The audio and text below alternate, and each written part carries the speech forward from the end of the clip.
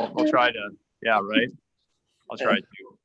We hear you. Or if I intentionally have a point where I'll stop for questions, then we can do that as well. So I think we're gonna get started. We're a couple minutes after 6:30, so let's begin. This is session 3. I can say that I haven't necessarily thrown out my original outline, but I'm not following it necessarily by the book either. You guys have kind of led me different directions, which is fine. That's actually fine. I don't mind that at all. And it also just seems to take things in a certain order that we're kind of building some foundation as we move into it. So before I get any farther than that, are there questions from last week that you're like, oh, I wish I would have asked this before we start? Oh, Hannah's got a question. Okay. Oh, she always has questions. Yeah. What made you choose this rather than keto versus Atkins? I mean, they're so similar. Yeah. Oh, she asked what got me to choose keto versus Atkins because they're so close. And the truth is, I read the book Obesity Code, and he talks about keto, and that's kind of why I just jumped in on keto. One of the things that I've learned in the last couple of years is that any diet where you eliminate most of the stuff from the center of the grocery store, you're going to get healthier. Now, in the long run, it may not be the healthiest because you still have to get a balance of the proteins, as we talked about them last week. You got to make sure you're getting all your protein sources and those kind of things. But you can go from eating standard American diet to being a vegan, and you're going to get healthier for a time. It's just going to happen because there's just so much stuff in the food that we eat today that you're going to get healthier. You get it out of your system, you're going to get healthier. So that's a good question, but that's I just went with, that's what they suggested. I believe the science behind what he was saying. And so I did it, that's yeah. Yeah. Question. Yes, Nola. Yeah. Last week when we talked about protein and muscle and going to my therapist, I asked her if I should be taking protein.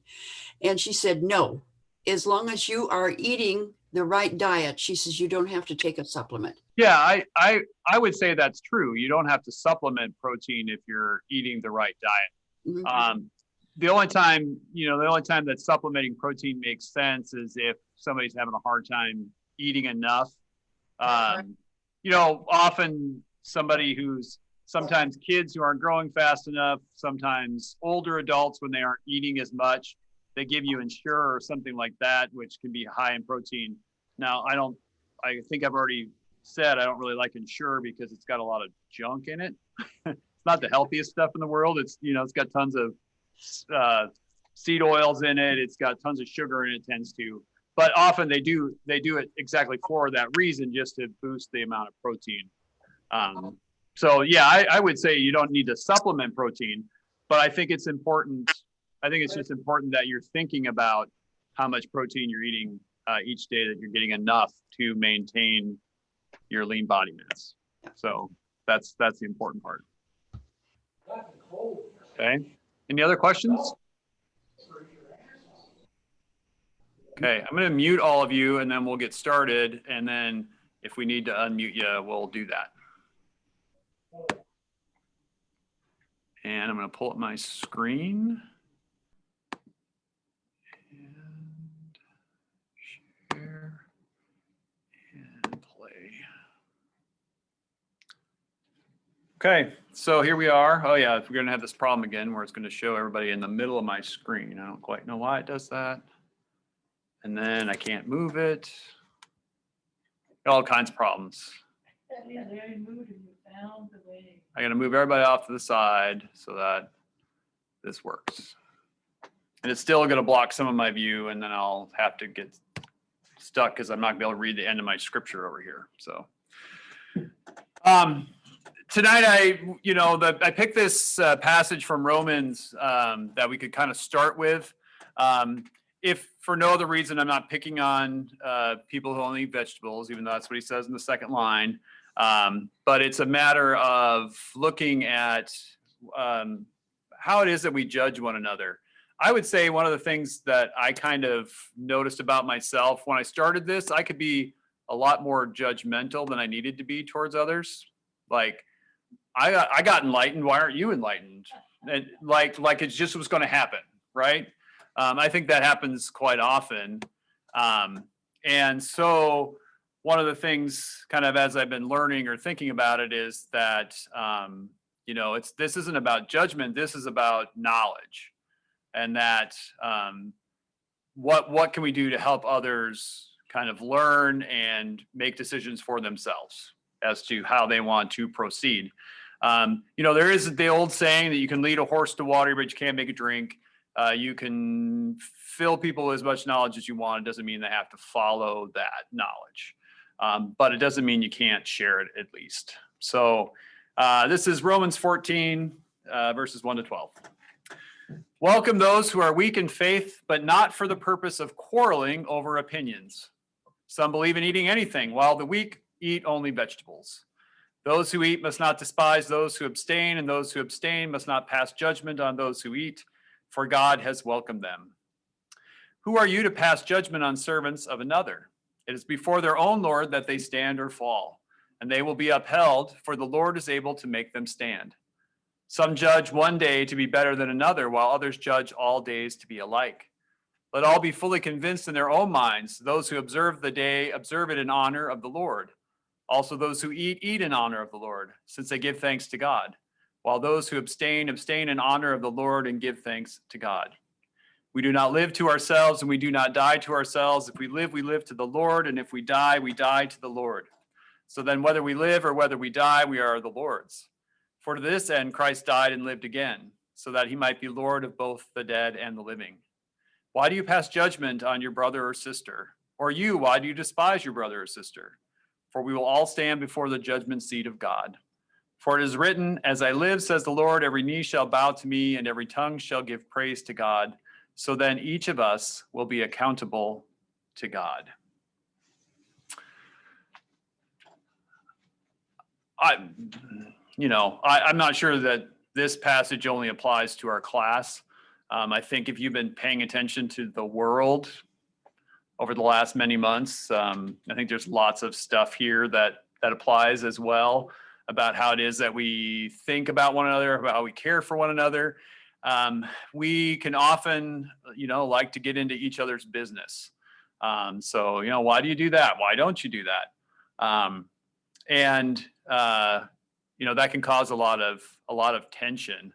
I remember early on in the journey as I was losing weight, I'd come to men's breakfast and I wouldn't eat breakfast and I'd just drink coffee. Well, if you want to get a bunch of guys talking, is sit there and not eat breakfast while they're all eating breakfast and drinking their orange juice and everything else, and I'm just drinking coffee. And not to say what I was doing was better than what they were doing or vice versa, but it was each of us making our own choice at that moment what we're going to do. Because no one, had I gone through the line and gotten something, no one would have cared. But it's because I had only a cup of coffee that people then cared. So are you still doing this now as you are sort of maintaining? Are you still leaving breakfast to the men at breakfast? Yeah, so Hannah's asking, do I still not eat breakfast? Yes, I usually most days I don't eat until at least noon. If days that I work, often I don't eat till 3:30, 4 o'clock in the afternoon. And I don't have any problems with that because my body can burn fat for fuel. So I still have fat on my body. My body can burn fat for fuel. Sometimes what I've noticed is now I tend to get a little bit more hungry. When I hike Mount Pisgah on Friday, I like hold myself to, as soon as it hits noon, I eat, because I've spent a lot of energy that morning climbing Mount Pisgah and doing those things. I'm ready to eat something. So it just, but like a lot of things, and I think everybody knows this, is you get busy doing something and you kind of forget about it. You don't necessarily think about it all the time. So, Yeah. So it doesn't even, Matter still works, yeah. what now? Yeah, mind over matters. I mean, you are busy. Yeah. If you're busy, you aren't thinking about it. Yeah. Yeah. Yeah, for sure. Oh, Sue's got a question. See, I just turned the cameras back on, so now I can see. Now I wish my cursor didn't disappear every time.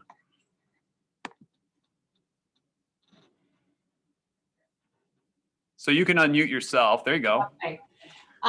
Yeah, I was just thinking back when Pastor Sarah was still doing the lunches at Solvang Uh-huh. once a month, and I would go and do it with her and be there. And everybody was so worried that because she wasn't eating lunch, Yeah. she would have coffee, and you could hear the little mumbles around the table.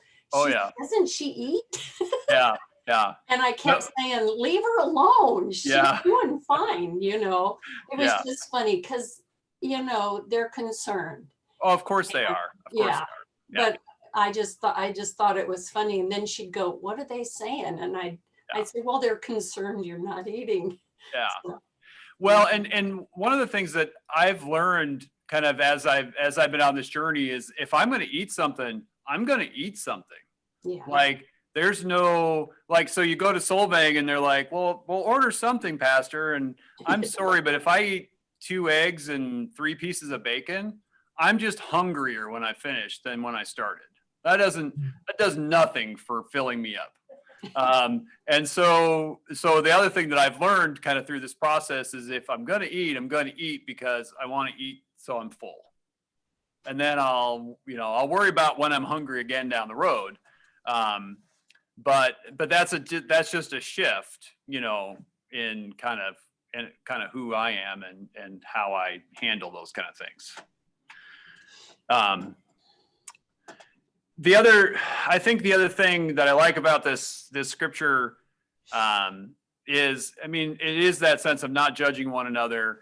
We're all going to stand before God God's going to lay bare all the stuff that each one of us has to feel guilty about in our own lives. So we probably shouldn't be spending so much time worrying about what we think others should feel guilty about.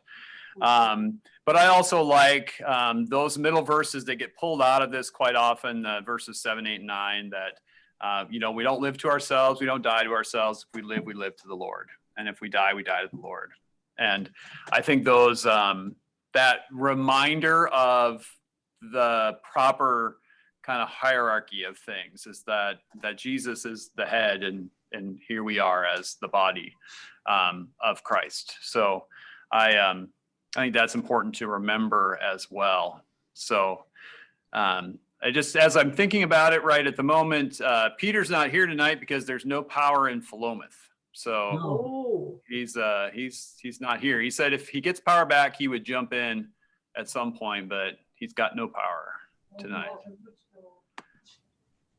He strikes me as the kind of guy that would have a wood stove, but I don't know that. So, so tonight we're going to talk a little bit about chronic diseases. We'll talk a little bit about food as we'll talk about lots of different things. So, one of the things about chronic diseases is that many of the chronic diseases in our world today can be kind of either put into remission, if you want to use the word remission, can be eliminated with a change in how we eat. And that's not necessarily understood by a lot of doctors. A lot of doctors know how to prescribe medication. It takes a whole nother level of understanding to learn how to unprescribe medication. And what I want to say about that is, you know, when I kind of did the teaser for this class, you know, I've gotten off of all the medication I was on. I was on a high blood pressure medication. I was on a heart medication, you know, anti-reflux medication. But all of those, I worked with a doctor to figure out the right way to get off of them. And because that's important, because you can really mess yourself up if you just try to take yourself off of stuff. So don't do that. And also there are often with a medication, there might be several reasons why you're on it. So you kind of have to understand all the reasons why you're on it. Cause you might say, well, I don't have these 3 things, but well, maybe I still have this 4th thing that it works for. So I think that's important to remember as well. And the other thing about this is not judgment. Okay. So this isn't me saying, if you're on medication, you know, that's no good. That's not what I'm saying at all. What I'm saying is if you have that feeling inside of you, like, oh, I wish I didn't have to take this medication, or I wish this, whatever this might be, you know, I think there's for some things, not for everything, but for some things, you know, there are things you can do to not need to take those medications. So, so we can get into some of that specifically, but I think that's what I want to say about that. So there's no judgment if you take a medication, you like taking a medication. I just have come to the point, I think for myself, that I recognize that doctors are, and I knew this when Isaac was a small child. We went to a doctor and he had an allergy problem. And we were sitting in the doctor's office. The doctor actually never looked at Isaac, never touched him, never even faced his direction, and just asked a bunch of questions and then started writing a prescription. And that just, as a parent, that just didn't sit well with me, because I'm like, you didn't even look at him. You didn't touch him. You didn't, you know, how do you know that this is the solution? And, you know, kind of as the years have gone on, I've just kind of come to realize that doctors are often quick. Well, and it's 2-sided. You know, we see all kinds of commercials on the TV about this drug and that drug.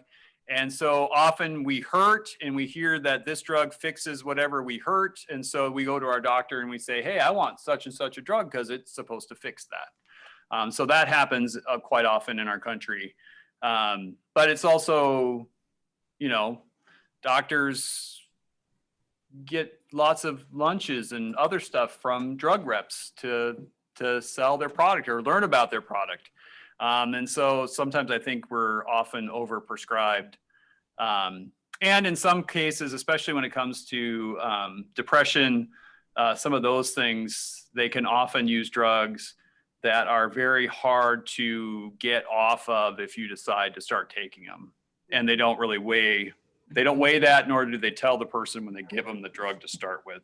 So that's my 2 cents about prescription medication. Yeah, Hannah. I think in the doctor's defense, if there is such a thing, Yeah. they don't get much a class in nutrition either. Right. And I think that's a dire shame. Right. So Hannah's point is, you know, to the doctor's defense, is that doctors actually get very little training on nutrition. And that's actually very true. Some in the course of an entire medical degree might have 2 or 3 hours of nutritional training, and that's it. So unless they decide to take that on their own, they simply don't know a whole lot about nutrition. I mean, I jokingly will say to people who kind of know that I'm joking, is that I know more about nutrition than most doctors because I spent way more than 3 hours studying it.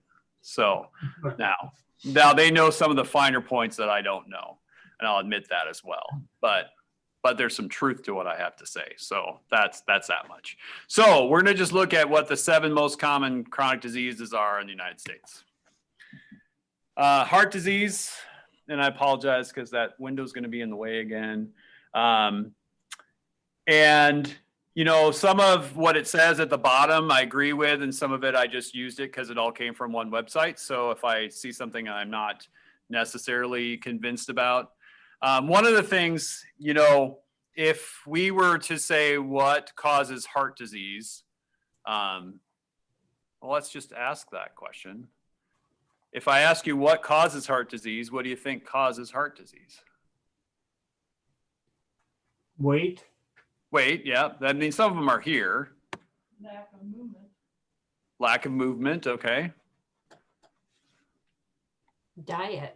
Diet, sure. I was just waiting for a buzzword to come out, and I haven't heard the buzzword come out. So, Well, no, what? I'm sorry. Well, I was going to say in my husband's case, it was genetics. Right. Yeah. So genetics can Oh, definitely yeah. play a part. Yep. That's very true. Yeah. Yeah. So, heart disease, there's a lot of people with lots of different kinds of heart disease. Often, yes, things like tobacco and alcohol can be hard on the heart. One of the things that, I think I'm learning kind of more about is just how bad sugar can be on the heart. Sugar is bad on the body. I think you might have heard me say that last week, but I'll say it more than once because it's true. Sugar's hard on the body. Sugar causes something called glycation. And what glycation is it makes the cells in your body sticky. And if you can imagine when something in a system where things are supposed to move slowly, when something gets sticky, I mean, we have a phrase that we call something gumming up the works, right? Well, it's in a sense what sugar does inside of our body is it can gum up the works and can cause lots of issues. So heart disease, one of those 7. Cancer, another one. I think one of the things about cancer that I think is important for us to know, it's important for everybody to know, and this is one of the things that doesn't get talked about, is that in most cases they can determine what the cancer likes for fuel. Okay, so almost a lot of cancers love glucose, and that's what helps them to grow. Okay, so if you're eating the standard American diet, which you're told to do, or sometimes we kind of say, oh, you got to eat something. So we give somebody who's struggling or fighting cancer, we give them cake or something because we want them to eat something, right? But then at the same time that you're giving them the very thing that will feed the cancer even more. And there are a couple of cancers that can grow in the absence of glucose. And so there's issues there too, but in most cases, the doctors can actually determine that. It's just that what happens is they get focused on, and I think there's a good reason for this, they get focused on keeping a person's weight up more than on what the person's eating in the midst of it. So I just think it's one of those things that hopefully you can. Sometimes I always say you want to hear things when you don't need to know them. So when you need to know them, you don't have to hear them then, because you might not be able to hear them, if that makes some sense. And, cancer obviously can be genetic. The thing about, I think one of the things about the genetic nature of any disease is that just because you're kind of predisposed for it doesn't necessarily mean you will get it, but it may mean that you have to do more things to be careful not to get them. That makes some sense. Like with some forms of cancer, you can get it from the parent and from both parents, one parent, a gene variation. If you get it from both parents, it means your odds go way up on getting that cancer, but it also doesn't mean you automatically will get the cancer. It just means simply that your odds go up. So then it's to figure out how do you not kind of send yourself down that road. Lung disease, we all know about these, COPD. Oh, Nola has a finger up, yeah. Nola, can you unmute yourself? Because I can't unmute you without doing a bunch of steps. Can I ask your question? I'm sorry. Okay. Can you make the print smaller? Because a lot of it is hidden under the pictures and I can't read what it says. Oh, so you get to see everybody's picture too, and that's bothering you as well. Okay, so here's what I'm going to say to you is I'm going to make everybody's picture go away. Okay. But then if you need to say something, unmute yourself and say something. Perfect. That's better. Well, I can do it this way too. Yeah, this is fine. Okay, Yeah. I can do it that way too. That's fine. That's fine. Okay. Although now I got to figure out how I did that. Okay, here we go. Actually, this way I can see my cursor, so that's fine. So, chronic lung disease, we have lots of people with COPD and some of those kind of things. And once again, we know smoking is bad. That should be pretty much settled, that smoking's bad. The interesting thing, and this is one of the other kind of things that I've learned over the last few years, is that for everything, there's always a confounder. And a confounder is simply the person who looks as if they do everything wrong, but yet somehow it doesn't affect them at all. So every once in a while, you'll meet the guy that's 102 years old, that smokes a pack of cigarettes a day and drinks whiskey, and he's 102 years old. And sometimes that just happens. And for everything, there can be a confounder. And I think that's what makes humans interesting. It's also what makes me frustrated when we try to talk about one way to do things to fix every human, because we don't all react the same way. Yeah, because you could have one on the other end as well, right? Right. Everything right. Yeah. And 40 things. Yeah. Yeah. You know, my aunt died of lung cancer at 70, in her early 70s, never smoked a day in her life. Now, her dad smoked like a chimney, so there's possible that young exposure to a secondhand smoke could have caused it. But, you know, the rest of it, she walked miles a day and wasn't overweight, wasn't kind of all the other pieces. So, yeah, so there could be confounders both directions of any kind of thing, for sure.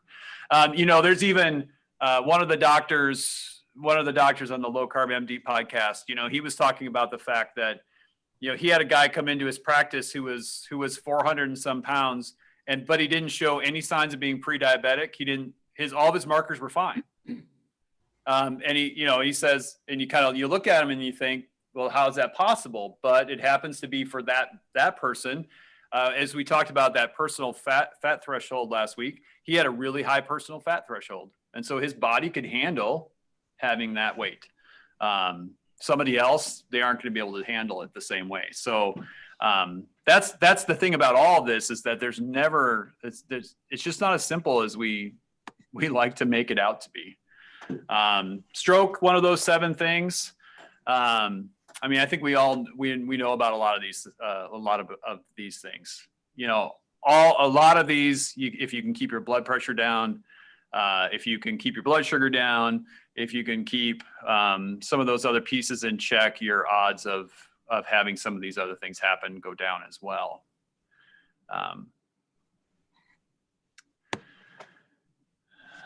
The next one, Alzheimer's. You know, of course, Alzheimer's and dementia hit a lot of people.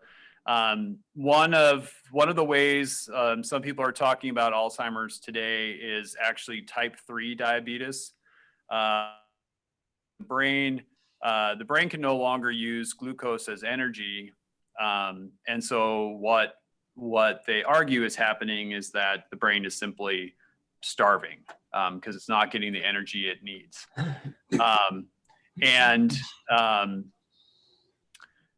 You know, but we're still at a point that once the disease has progressed so far, there's not necessarily a solution. I think, you know, in some cases, if caught early, if you change some things pretty dramatically, you might have some ability of slowing that progression down.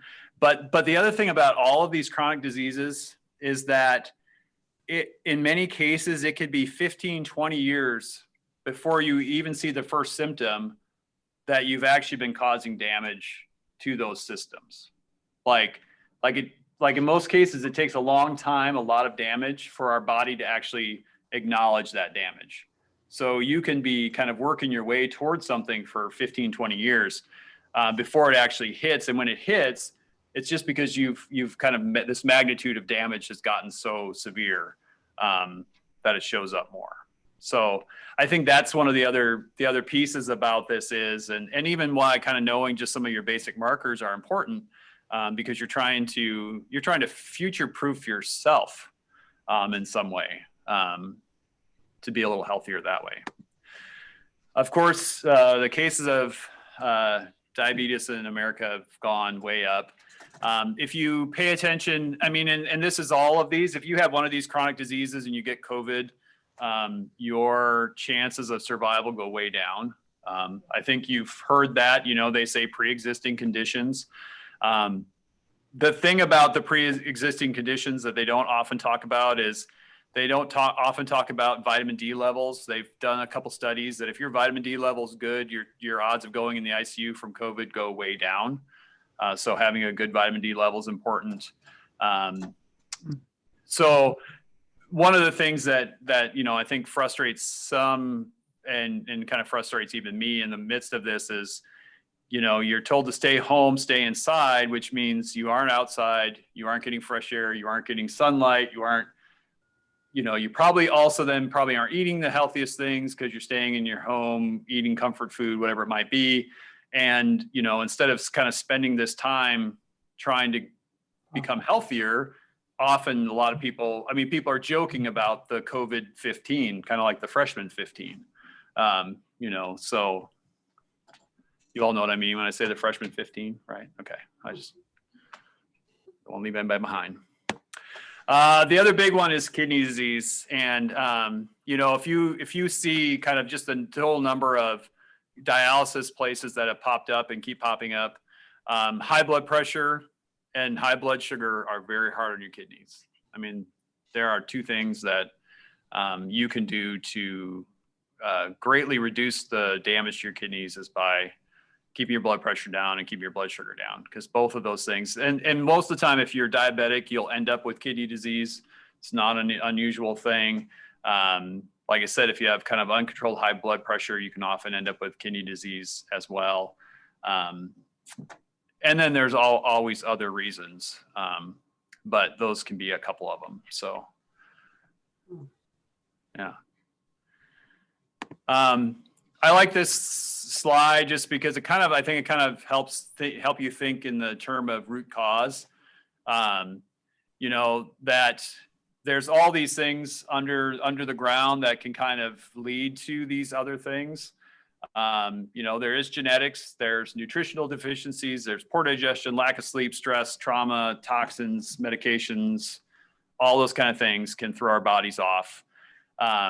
And can lead us down a path where we become more susceptible to the heart disease, the cancer, the diabetes, any of those things. And then kind of all that stuff that's out in the air are kind of all the precursor things. Like, you tend not to have one of these if you don't have some of these other factors as part of it as well. Questions about that as we're... Well, and part of why I'm going through this is I'm trying to strengthen the why, right? I'm trying to help each one of you kind of say, oh, what's my why? So, if you know anybody, or if you are somebody who has one of these chronic diseases, you can kind of have that point of saying, well, I know I don't want that, so maybe that's my why, or whatever it might be. So, I think that's an important piece. I don't know if I'm going to actually read this list to you, but there's some common themes in the top 10 prescribed drugs in the United States. Number one is Vicodin. You all know about Vicodin or hydrocodone. It's a pain medication. People get addicted to it very easy, but it's the most prescribed medication in the nation. The second one is the generic of Zocor, which is simvastatin, which is a statin drug. I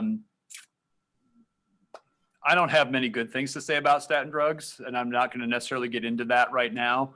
But I think if you're on a statin drug, I would read up about it. That would be just my read up about it. See what you learn. They often have a lot of side effects. And there's some fuzzy math in some cases on how effective they really are. That's all I'll say about that. The statin drugs are cholesterol, right? Yeah. Okay. Yeah. And the side effects, the long-term side effects, those are all things that if you're on one, I would just say, read up about the drug you're on. If you're on one, or if you know somebody you love's on one of them, read up about it, because yeah, there's just a long line of stuff that makes me nervous about that whole class of drugs. The next one is lisinopril, which is an ACE inhibitor. So that's if you have high blood pressure, you might be on something like that. You know, all these medications have side effects. You know, they give you the whole list of them at the end. You know, one of the things you can, if you change your diet around, you can lower your blood pressure. You can get off of blood pressure medication. Blood pressure medication is one of those things that a lot of people are on, but there are very, very specific things you can do to get off of them. The next one is levothyroxine, which is actually a thyroid medication. In America, they're actually considering lowering the average body temperature in America. So you know, for your whole life, you've been told you should be at 98.6. The reality is that most people are nowhere close to 98.6. Most people are in the 97s. Some are even down in the 96s because their thyroid's not working. Now, I'll tell you one thing on our thermometers at church, if I see anybody at 98.6, I might think that they're sick because everybody's at 96 when they come in to church on Sunday morning. I'm not sure ours are very accurate in that sense. So this is one of the things you should just kind of know in general. If you've ever gone to the doctor and one time they tell you this number is good and the next time they tell you it's bad, or one time they tell you this number is bad and the next time they tell you it's good, is that so many benchmarks for like what your blood sugar level should be or what your blood pressure should be, all of those things, they base it on the average of the US population. So as the US population gets unhealthier, they keep moving the baseline. So like you know, at one point you were told your blood pressure should be 120/76. And then all of a sudden it's like, well, if it's 130/, you know, whatever, and then they went back on blood pressure at one point. It's also very true. And just a lot of the things that they measure on just a generic blood panel, they move it based on the average of the US population, not necessarily on what's good. So the number can kind of keep fluctuating. So that's important to know as well. Yeah. And if you're somebody who pays attention kind of over the years, you'll notice that one time the doctor said, well, I've had that number before, but the doctor said that was good, but now the doctor's saying that's bad, or vice versa. So who sets these numbers?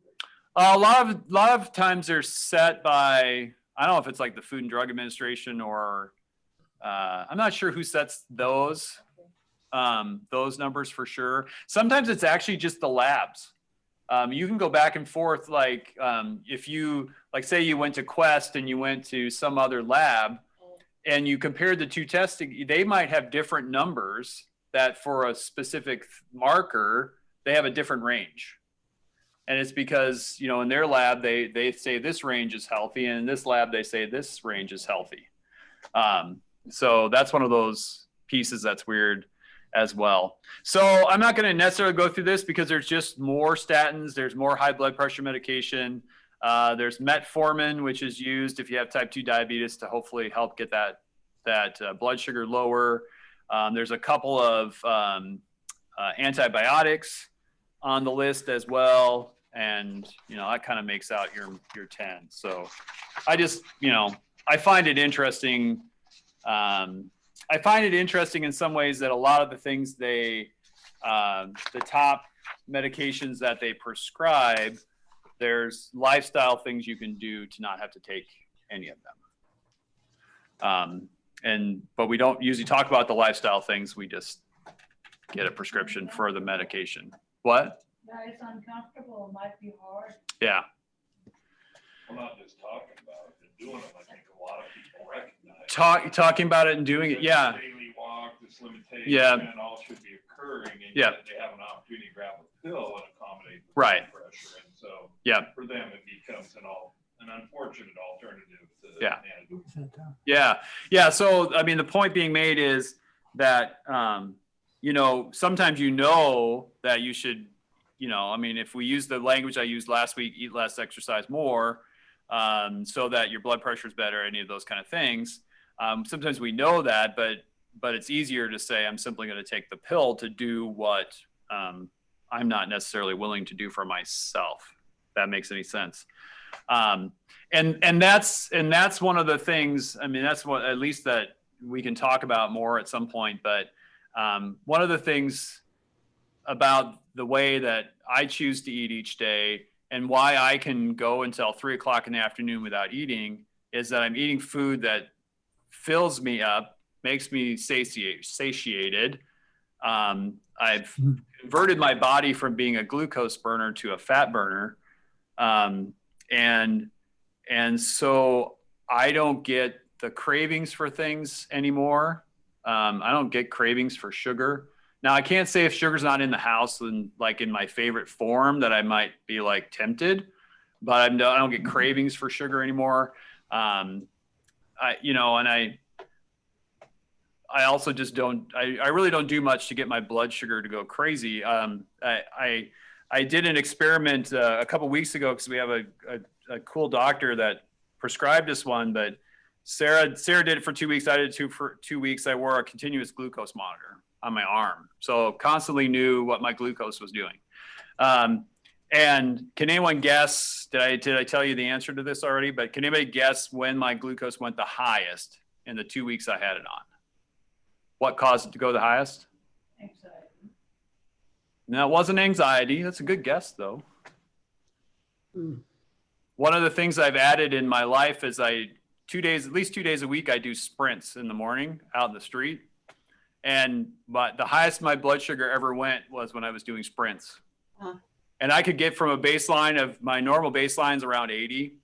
And I could go out and do sprints. And the one day I got as high as 140 just by doing sprints. Oh my goodness. Because your muscles store glycogen. It's how they're designed to do. They're meant to store glucose so that, you get a bear comes jumping out of nowhere. You've got quick energy to get out of there.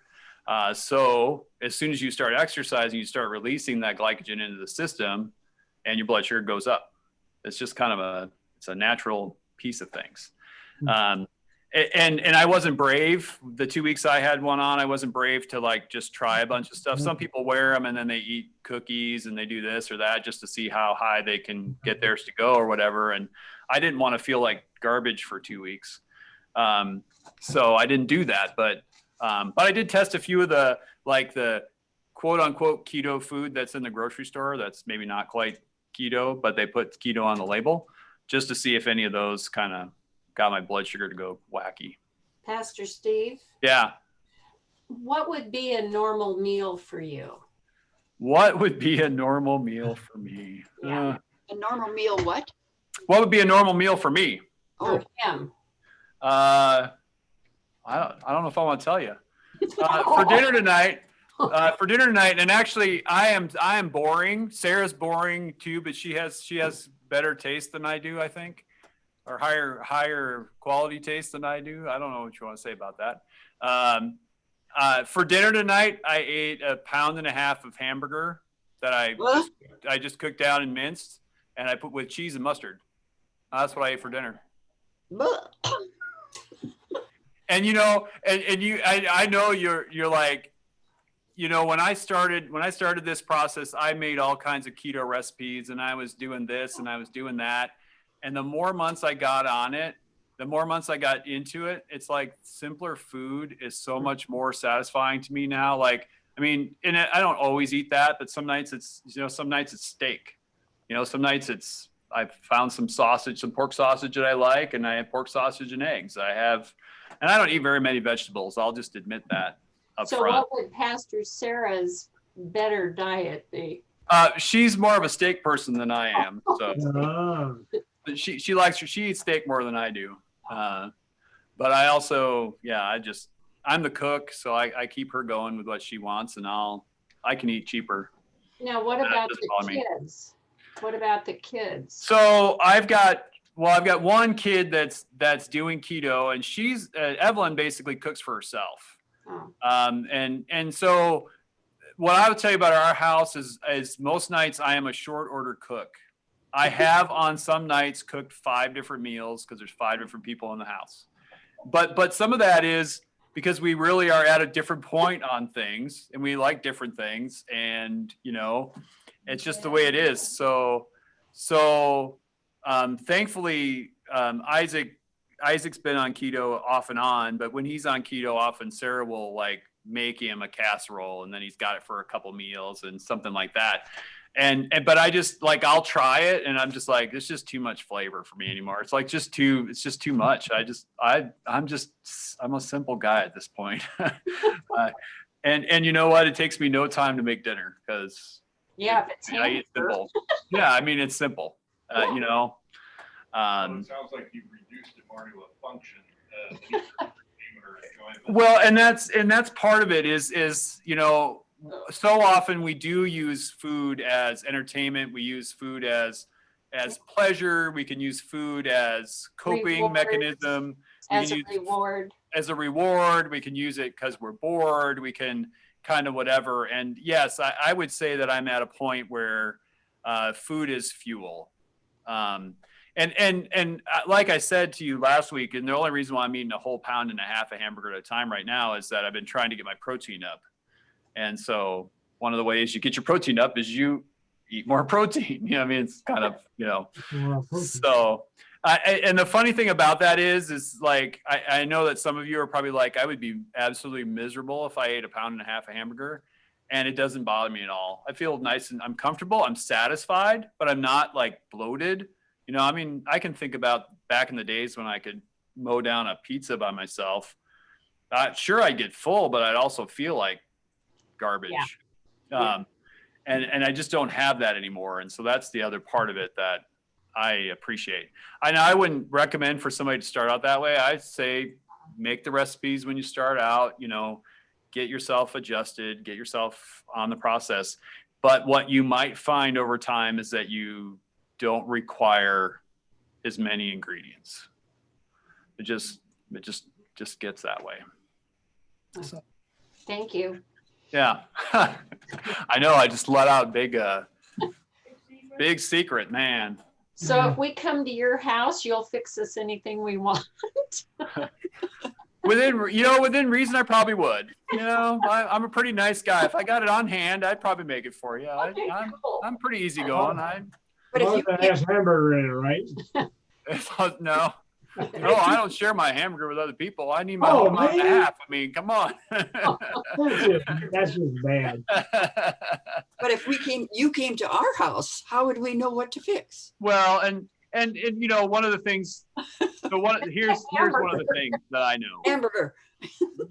Here's one of the things that I know. So when we do holidays anymore, I often, and this was hard on my mother-in-law, but I would just say to her, what can I bring? What can I bring that I know that I'll eat?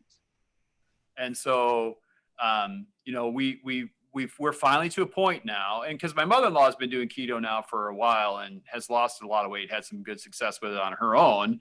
And so she's not like when we first started where she thought we were nuts. But you know, that's how I work it out with her. And then we've got enough of us that are doing it. So somebody makes a dessert. You know, Zach's not here tonight, but you know, Zach makes great dessert. So sometimes Zach makes dessert or brings a side dish. And, you know, for one day I might eat some different stuff that I don't normally eat, but I also, you know, I kind of just, I don't know. Nobody's invited me to their house, so I haven't really had to worry about that other than my family. So you can just give me coffee. There you go. That's what Dennis's advice. Just give me coffee. It'll be fine. Not too late at night. I want to sleep though. So, okay. So let's talk about, we've talked about this a little bit. And so I just kind of put it back up here again. I think for a lot of people, and not everybody's the same. And I think this is the same for anything that's addictive. We all might know that one person who only smokes a cigarette when they're drinking beer, you know, so maybe it's once a week, maybe it's once a month, maybe it's once every 2 months. We know somebody like that, right? But we know the other person that they smoked one cigarette and pretty soon they were smoking a pack a day or more. We know the same with alcohol, that for some people it's an easy addiction where, you know, they drink one and pretty soon they're drunk every night or they're drunk every time, whatever it might be. And there's other people who can have a drink and move on with life and it doesn't bother them. And the truth is that sugar can be the same way for people. Sugar has the same addictive quality in the brain. So depending on who you are, you know, if you eat sugar, it might send you off the rails. For somebody else, they don't even care about dessert, or they can eat, you know, a little piece of dessert and move on and not really care about it. So I just think it's important that once again, that's another way that we're all different. And, you know, sometimes it's in a couple. You might have, you know, the husband doesn't really care about desserts, the wife likes them, vice versa, you know, or one of them, you know, and I always say this happens too. One of them can eat a bunch of it. The other one eats a little bit, and one gains weight and one doesn't. You know, there's all those kinds of things because we're all different, and our tolerance to all of those things are very different as well. And you can say that's not fair, but it's just, that's the way life is. It's just the way life is. So it's important that you figure out for yourself what that is. But, you know, for some people it's very real. You know, they eat a little bit of sugar and pretty soon they're just consuming anything that's got sugar in it that they can get their hands on. And can feel very out of control, and can just feel very, you know, just not even safe in a sense in their own body when that happens. And so I just think that's a part about food that we don't recognize as well. And that leads me to the next slide here. So you may or may not have ever heard of the Dorito effect. Okay. Now, how many of you have eaten Doritos? Okay. Almost everybody's had a Dorito in their life, right? Okay. Now, have you ever noticed in a bag of Doritos that there's always a few of them that it's like they got all the flavor. They got all the flavoring. They're like thickly coated in flavor.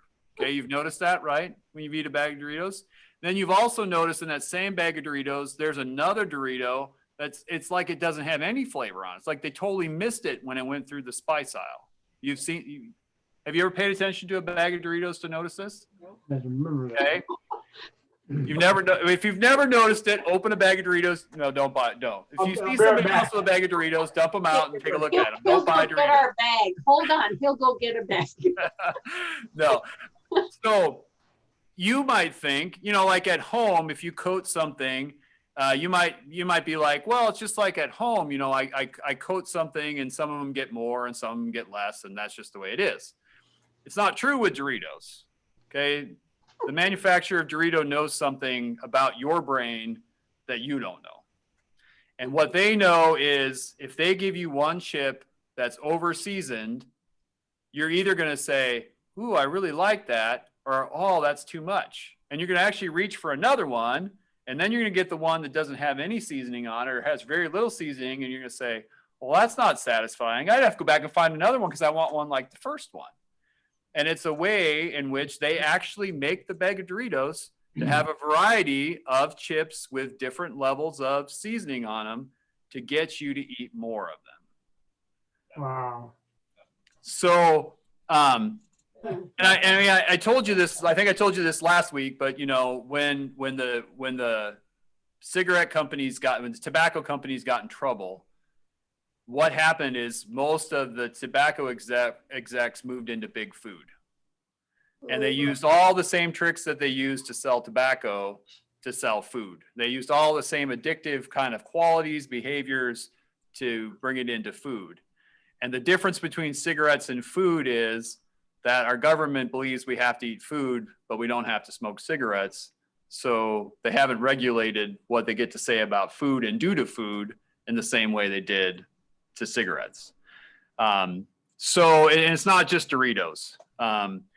You know, any kind of food, any kind of processed food, any kind of food that comes from the center of the aisle, if you've got your favorite kind of snack cake or your favorite cookie or your favorite whatever it is, there are food scientists that have spent an awful lot of time trying to figure out how do they get the fat, the sugar, the salt ratio just right. That makes it so that you don't want to eat one of them, but that you want to, you know, you don't want to eat one Oreo, you want to eat the whole row, if not the whole bag, you know, whatever it might be. Whatever your addiction is, or whatever your favorite thing is, There's a food scientist out there that was trying to figure out your brain to get you to want to eat that food. Steve, how many people do you think eat a Dorito and think it's benign? I think most people, when you grab these foods, you're going, well, yeah, it's not that bad. Yeah. So I don't think someone go, hey, I should eat my Dorito instead of my lettuce. Yeah. I don't think that person. Yeah. So you're being really dishonest with yourself. Right. It's when people were asking themselves about cigarettes. I'm smoking 3 packs a day, but it didn't say it on the package. Right. But I couldn't realize that maybe 3 packs of cigarettes might impair me a little bit. Right. Right. I'm saying there's a few of them out there, but the rest of them lack the will and discipline. I think that ultimately is and then want to excuse it or move themselves to a place where they feel comfortable with it. Yeah. So one of the things being mentioned is just the idea that, a Dorito is just a kind of a benign substance, right? It's not anything that's important. I think one of the things, and I'll kind of push back about what you said just a little bit.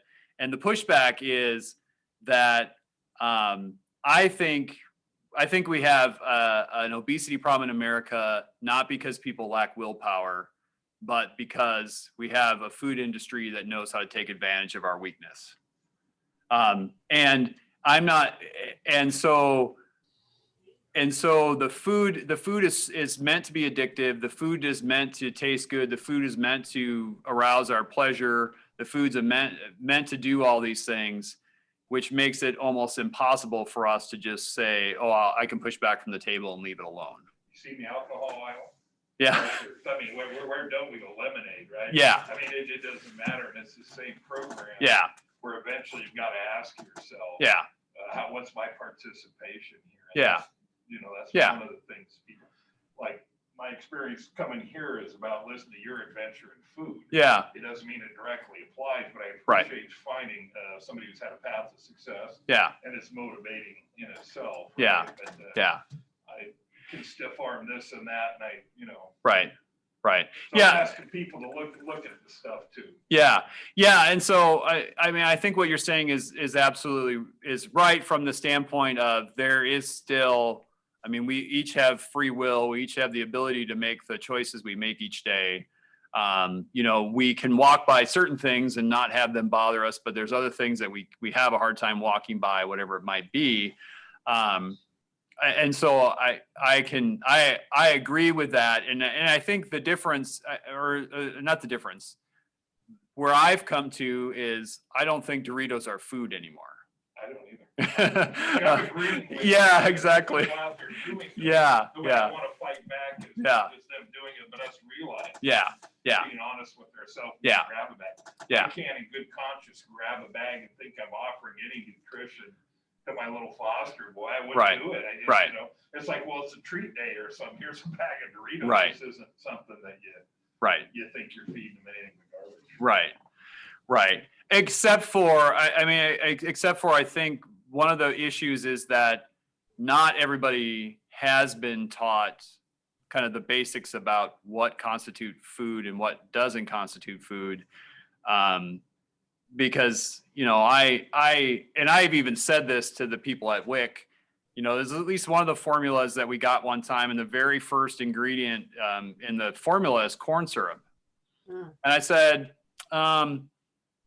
what baby that's breastfed gets corn syrup? And the person knew exactly what I was asking. And she's like, well, none of them. I said, so why is it the first ingredient in the formula? And she goes, and she totally agreed with me. She's like, I agree with you. There shouldn't be corn syrup in baby formula. But she says, I'm also not the one in charge of who decides who gets to do that. But if at the same time, who owns Similac? Similac is owned by Nestle. So if Nestle gets a baby used to the idea that they need lots of sugar and corn syrup in their life from day one, then each decision down the road becomes easier for Nestle to keep them connected to their food. And that's the part that I struggle with. I struggle with as a foster parent because I haven't figured out yet what's the alternative.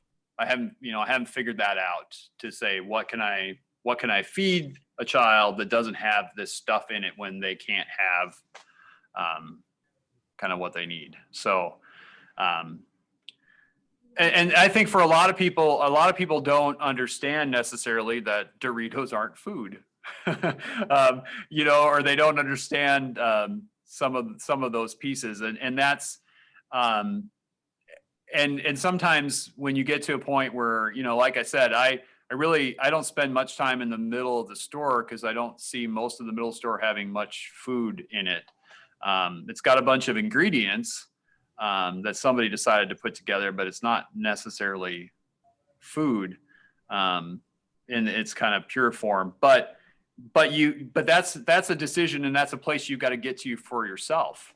And it's not something I can just simply tell you or try to convince you of. That's why, that's in a sense, that's why I try to come at this from lots of directions so that you understand. If you start to get a sense of why do I want to do this, then you can start to question, are Doritos food? And then you can question, well, if Doritos aren't food, well, then I bet you this isn't food either. Or I'm going to start looking at the label and saying, oh, well, this has got sugar as the third ingredient, the sixth ingredient, and the ninth ingredient. Maybe that's not something I want to eat. Even things like pork sausage, I said earlier, I like pork sausage. The hard part is to find pork sausage it's not full of sugar. Almost every brand of pork sausage, if you look at it on the label, it's got sugar in it. It's one of the first couple ingredients. You can buy ground pork and add your own spices, exactly. But I'm just saying is that when it comes to that in some ways the food industry is not in it for our health. They're in it for their profit, and that's why there's corn syrup and everything, because corn syrup is cheap. It's kind of one of the scams of the government. We subsidize corn, so corn's cheap, so they figured out how to make corn syrup so they can put it in everything, and then they didn't pay anything for it, but then they get to charge quite a bit for it when they put it in food and sell it.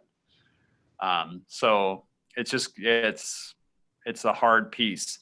I'm hoping next week, I know we're at 7:30 here, but I'm hoping next week that Peter will have power, but that also he can have a chance to speak a little bit.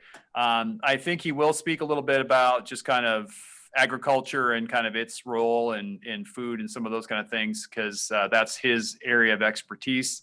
I might ask him a little bit. One of the things we don't talk about is kind of the environmental impact of those chronic diseases that we listed earlier on. Some of those chronic diseases, the environmental impact is huge. Not in the environmental impact, and then also just the cost of those diseases. And if you talk to a lot of doctors, they'll tell you if you have type 2 diabetes, you can never not have type 2 diabetes. And there's plenty of doctors that I know that have put type 2 diabetes in remission.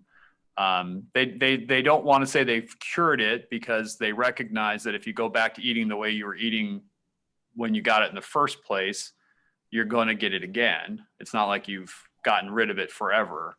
But there's a lot of research and a lot of people who have put those kind of things into remission, and we don't think necessarily about what's the good cost of that. If you've ever been someone who's had to buy insulin, the price of insulin is crazy. And there are people like type 1 diabetics who have to have insulin, and that's a whole nother story. But there's even some studies in that now, or there's some type 1 diabetics who have figured out how to take kind of the least amount of insulin they have to by how they decide to eat each day. And there's plenty of doctors that would tell you that that's not realistic, but yet they're doing it. So,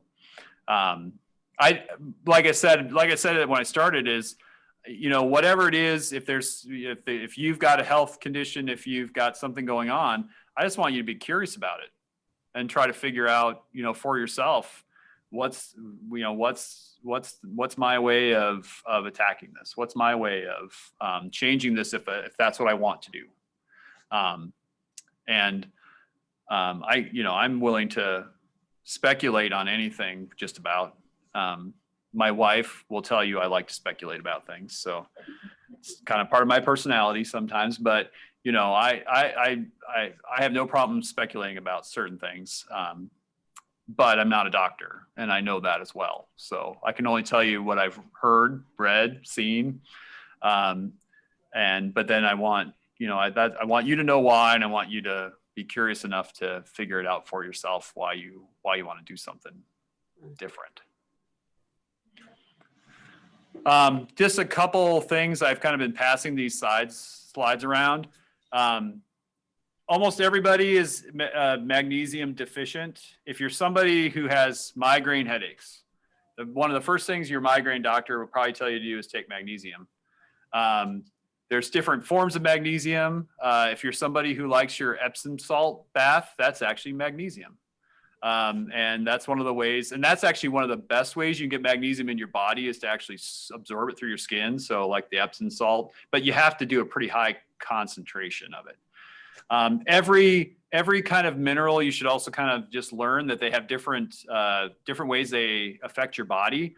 The one you need to know about here is magnesium citrate is fine if you tend to be on the constipated side, but if you're not, you don't want to take magnesium citrate because it will put you that way. Not on the constipated, on the not constipated side. I take the magnesium glycinate, and I take it right before bed, because if I take it earlier than that, I get really sleepy, because it says it's an anxiety, insomnia, it's a relaxation kind of that form of magnesium. So what you need to learn about anything, if you're going to take any kind of supplementation of any is find out which is the one that's most bioavailable to your body, and then figure out what does it do, so that you can kind of match, I would like this benefit along with this medication that I'm taking. Because often, like the stuff you can get at Walmart and some of those, they're the cheap form, not necessarily the one that's going to give you the most benefit. So you might get benefit from it, but it might not be. So that's a little research piece that you get to do if you take anything like that. But magnesium, the reason why we're magnesium deficient is the soil is absolutely magnesium deficient, so that even plants that are supposed to have magnesium in them, most of them don't have the amount of magnesium they should, because if the soil doesn't have it, they can't pull it into their system. They can't pass it on to us. So, and magnesium, if you're somebody who gets cramps at night, especially, you've always been told, it's probably salt, or it's, kind of whatever. Often it's magnesium. So that would be another time where if you're somebody who wakes up in the night with cramps often, is I would go find some magnesium and see if that, because taking some magnesium each day is not going to hurt you. And like I said, if you've got any of those issues, it might be beneficial. And this is the thing about magnesium. The first one I thought was crazy. It takes 54 molecules of magnesium to metabolize 1 molecule of sugar. So if you're eating a ton of sugar, you're wasting magnesium in your body like crazy. I mean, that's kind of one piece. The other thing about magnesium that's just incredible until you kind of know about it is you need magnesium to do 700 to 800 biochemical reactions in the body. So if you're magnesium deficient, you're not doing those biochemical reactions as well as you could. And I do have a link there. I can try to remember to send that out. That just talks about magnesium deficiency. Dr. Perlmutter, if you've ever heard about the book Grain Brain, he wrote that book, but he talks about some of the symptoms of magnesium deficiency. And then vitamin D is the other thing. I would just say, if you're not at this time of year in Oregon, you cannot get vitamin D from the sun. We've got probably 20 some days yet before we can get. I'll check my app. I'll tell you how many days. It'll take me just a minute. I have to find it because I don't use it often enough. Oh, nope, I lied. We're 14 days from the next time, we'll finally have, the sun will be high enough in the horizon that we can actually get vitamin D from the sun. And then as it'll be for about 5 or 6 minutes. And then each day it'll get longer as we move towards summer. Vitamin D is actually kind of a mislabel because it's not a vitamin, it's a hormone. If you take vitamin D, you should always take it as D3, and then you should always take it with K2. So some of you know that, some of you might not know that. The other thing is you should always take your vitamin D with fat. So you don't want to take it on an empty stomach. You don't want to take it kind of first thing, last thing of the day. You want to take it with a meal that you've eaten some fat, because it's a fat soluble vitamin, or it's a fat soluble hormone. The deal about vitamin D, or one of the important things about vitamin D, is when you get it from the sun, it does multiple processes in your body. When you take it in a pill form, you're just getting vitamin D. And I'm not saying that that's not good. I'm just saying there's benefits from those other processes as well. And so I have a couple of links there, and I can send those out too, that just talk a little bit about kind of the importance of vitamin D. I know that, you know, for a lot of people, or if you've had cancer spots removed from your skin or any of those kind of things, you know, the doctors told you to stay out of the sun, and I'm not going to tell you not to do that. What I will tell you is get all the seed oils out of your diet, and you might be surprised that your tolerance to the sun goes up. And then the other thing is when we have a chance to get vitamin D, you really don't have to be outside for 10 or 15 minutes, and you'll get the full effect. So it's not like you're going to stay out in the sun for 2 hours to get your vitamin D. You're going to be out there for 10 or 15 minutes. You shouldn't burn in 10 or 15 minutes, and you shouldn't also do lots of skin damage in 10 or 15 minutes. So that's my opinion. I'm not a doctor, so I can't tell you what to do. But there's other, like I said, there's other processes that come from it as well. But when I heard that, you know, basically if you have a good vitamin D level, your chances of going to the ICU with COVID is basically, there isn't the chance. That seems like a pretty good reason to take some vitamin D. Okay, bullet number 2 there, should supplement in the form of D3 plus K2. Yep. So are they completely separate bottles of supplement? No, you can get them together. Okay. Yeah, I mean, you can take them separate, but you can get them together as well. Okay. You need the K2. K2 helps you process the D3. You know, like everything, there's tons of opinions about it, but that's the one. I mean, that's the one I think most doctors have kind of come to, that they say if you're going to take it, take D3 and take it plus K2. You can buy D2, but your body can't really convert D2 to D3, and you need the D3, so you're better off taking the D3. Take D3. I'll check Yeah. and see if it's got K2. Yeah. So that's just kind of one of those. But like I said, that last piece is, you know, a lot of people are taking it first thing in the morning or last thing at night, and if you're not taking it with fat, your body doesn't absorb it as well. I basically eat just vegetables and fruits, so I'm not sure what the fat is. Well, take a shot of olive oil with it when you. Oh, when you do that. All right, cool. Yeah. No, you totally can do that. I'm totally fine with that. Okay, good. I love all that. Fish oil's good too. Yeah. Fish oil? Good for you. Actually, cod liver oil is a high source of vitamin D. Actually, I've got some that's got a little lemon flavor to it. It's not bad at all. That's not too bad. But Yeah. Great stuff. Every morning, Mom would go around. Yeah, some of you were those kids that got cod liver oil. If anything was, the other one was castor oil or whatever. My dad would say you never said you were sick around his mother, because she'd give you castor oil right away if you said you were sick. So I don't even know what that is, and I don't think I want to know, but some of you might be of that generation to know that. So any questions tonight before we finish up? Yeah, thank you much. Okay.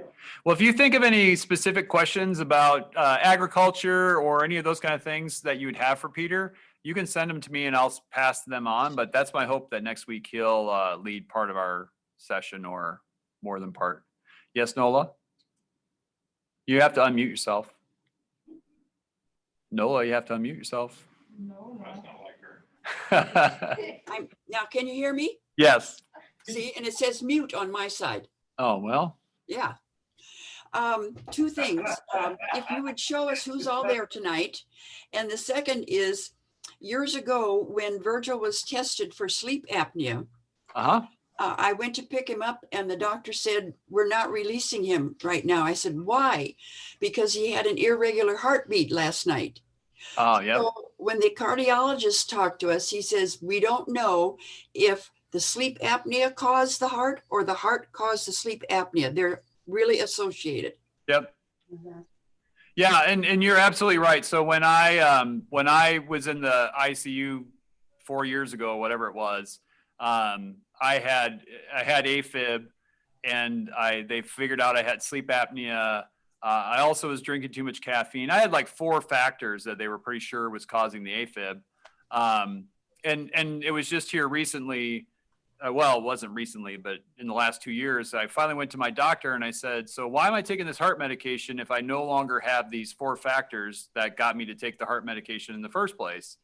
And that's when he finally said, oh, you're right. Maybe let's work on getting you off of that. But doctors don't think to deprescribe medication. They only think to give you medication. So you have to be kind of curious about it. But yes, sleep apnea will cause irregular heartbeat. Or it can be vice versa. So yes, yeah, that's true. And who's all there tonight? So Dennis is here, Carol's here, and Hannah's here, and Hannah's son, Bob, was here. He just left. Oh, He was the one asking me all the questions, and I know you couldn't hear him, and I was trying to sum Bob up what he was Jensen. saying, but he was saying more than I could sum up in 2 sentences. But was that Bob Jensen? yes. Oh, okay. Okay. You all have a good night. See ya.